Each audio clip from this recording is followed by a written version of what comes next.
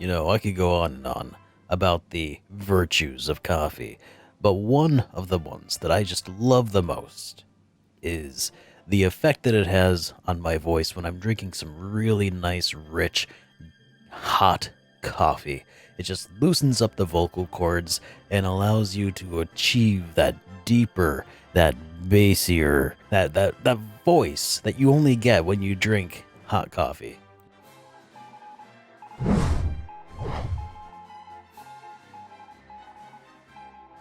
Good morning to you, and welcome back to the JRPG Weekly Update. This week we've got some catching up to do, though, because I did end up missing out on last week, and I'll talk a little bit about that up ahead. Before that, we've got some Yakuza 7 that is a turn-based RPG now, and First Departure R gets its first screenshots. Finally! But before we get to any of that, we've got today's top headline, which is that Dragon Quest XI S has finally gotten itself a massive demo released onto the Switch, and it is currently available for you to download and play right now. If you have a Switch, I highly recommend it. I highly recommend Dragon Quest XI, and I've got a full review of it over there. Go check that out if you're at all on the fence about whether or not you want to try the demo.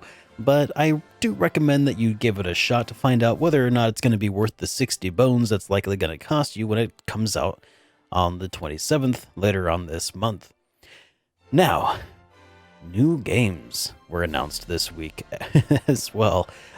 Specifically, the one that I wanted to talk about is Yakuza 7, which got a new trailer, and yeah, the icing on the cake is that this is now a turn-based RPG, which is insane, because before it was very similar to like Shenmue. It was kind of like a fighting game or like a beat 'em up. Anyway, now it is turn-based.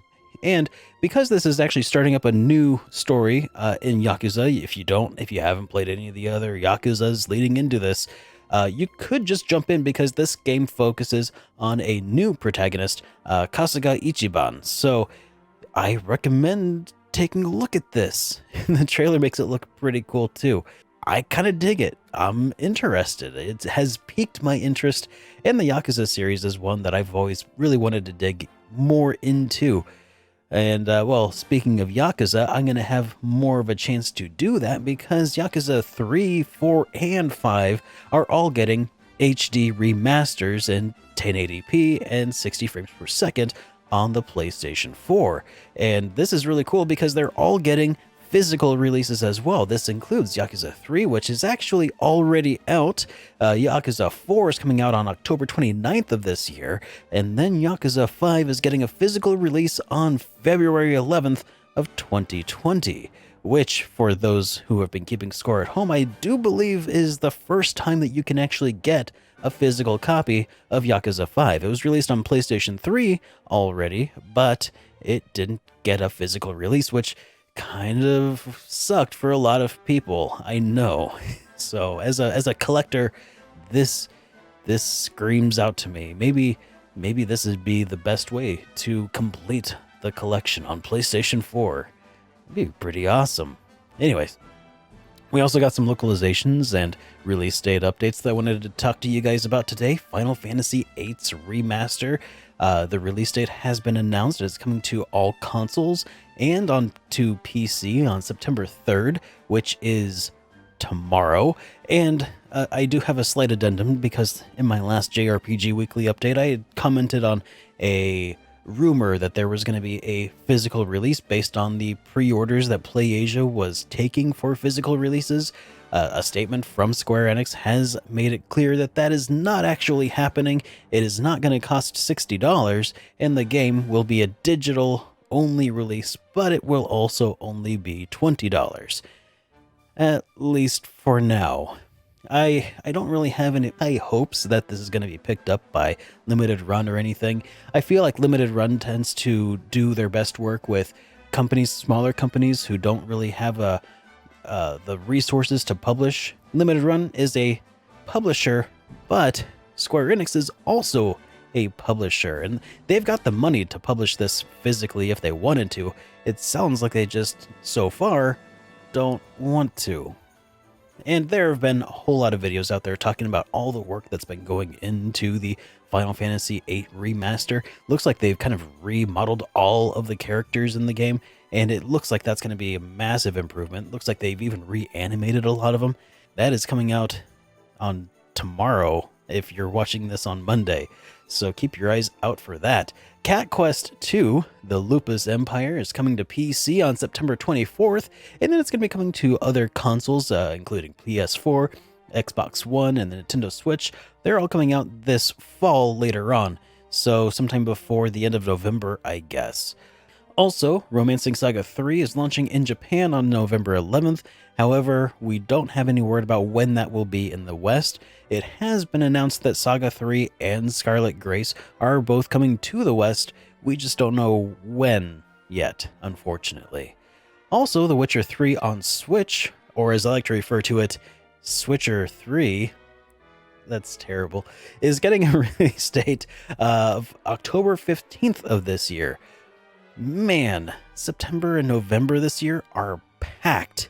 We also got some new screenshots and trailers. I wanted to show off some screenshots here of Star Ocean, the First Departure R, which was originally announced on Twitter. Very low-key so far, but we're finally starting to see the first screenshots of the game, and so far they look about what I would have expected it to look like. It looks like a PSP has been upscaled and looks good. So far, very little else is really known. They are coming to the West because it was announced on the Western Twitter, which is awesome. And then East 9 got a new trailer. It's actually been getting several small trailers, like 15-second trailers. I've been kind of ignoring most of them as they've been coming out, but this trailer is actually pretty substantial. This is like a 3-minute long trailer, and it shows off a whole lot of new things, a lot of more of the world that I was really curious about. It looks a lot better in these trailers, I think. There are a lot of cutscenes that they showed off and some gameplay mechanics. And I think so far, East 9 looks and sounds amazing. And I don't think anybody was really in any doubt that East 9 was going to have a kickin' soundtrack. But yeah, this is definitely a sign of good things to come.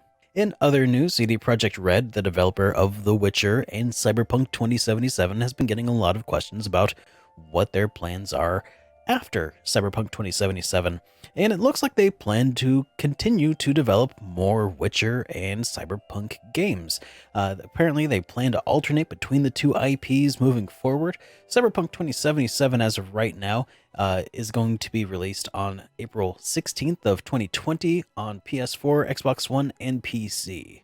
In SuperDerek news, last week I did not have a new episode of the JRPG Weekly Update. Sorry about that, but I was traveling.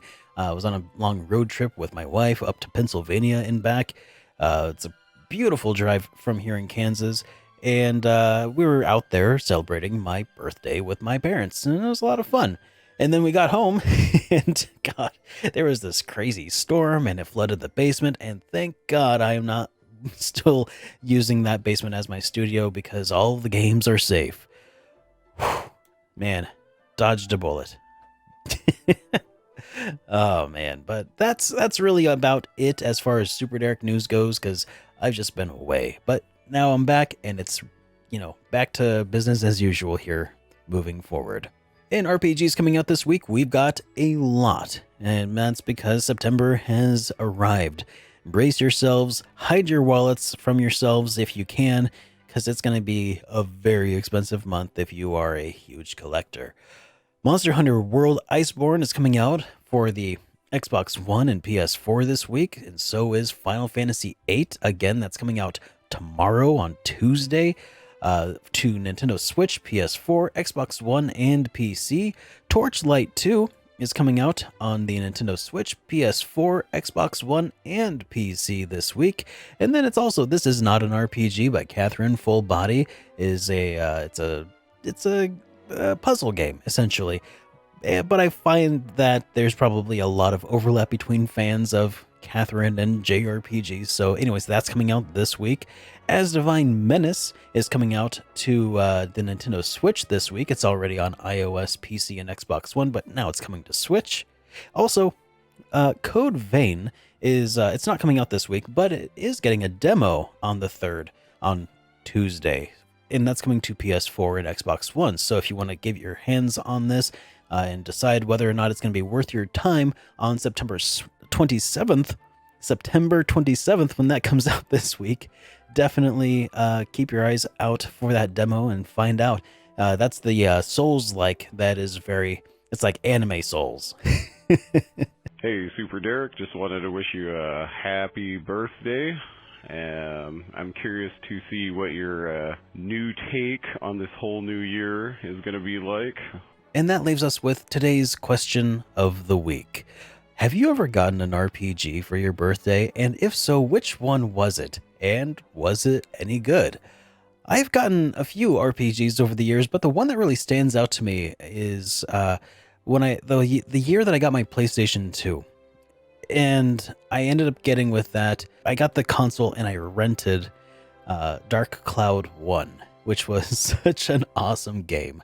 And it really left a really deep impression on me. I didn't end up being able to go back and buy it for a long while, but that still remains like a really good memory of when I first got the PS2. Dark Cloud was like one of the few launch titles, and such a good action RPG.